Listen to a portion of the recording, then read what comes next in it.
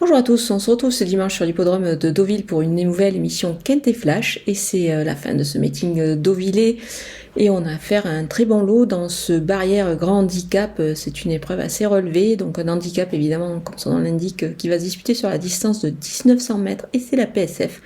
Donc on va avoir affaire quand même à des spécialistes de la surface. Il va falloir faire un choix parmi ces 16 concurrents au départ et on voit tout ça avec mon analyse.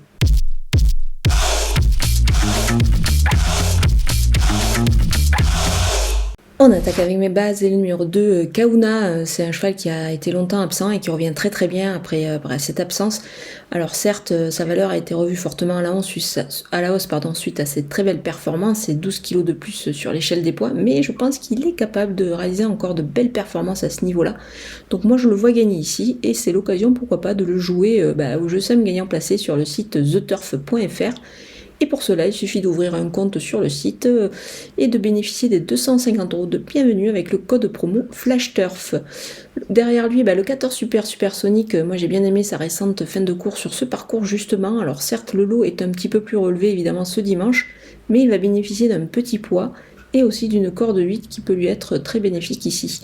Le numéro 3, National Service, il revient bien après une longue absence. C'est un cheval qui me semble compétitif en 44,5 de valeur, donc attention à lui.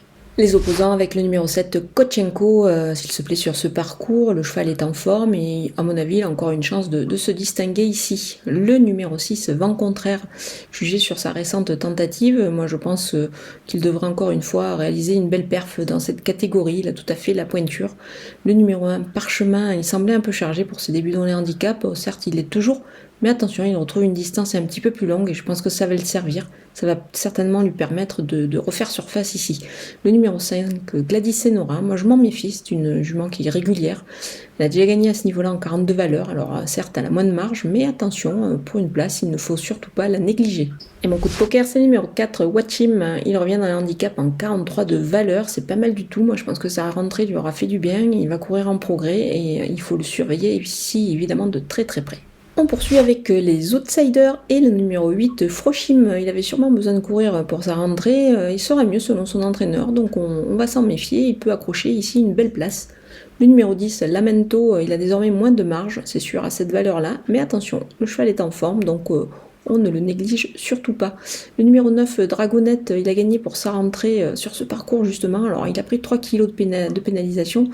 Donc je pense qu'il peut accrocher une place, mais ça sera plus compliqué évidemment pour le succès. Le numéro 15, Nerocas, sa rentrée était nécessaire et visiblement il aura encore besoin peut-être d'une course, mais attention, il a un tout petit poids et il a une certaine Holy Doyle en selle, donc pourquoi pas pour une surprise avec une cote.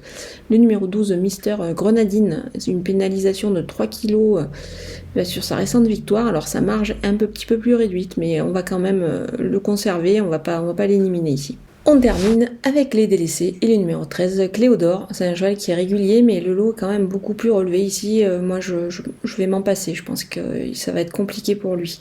Le numéro 16, Not So Silly, il aura du mal à s'illustrer, à mon avis, aussi dans cette épreuve. Ça me paraît un petit peu difficile.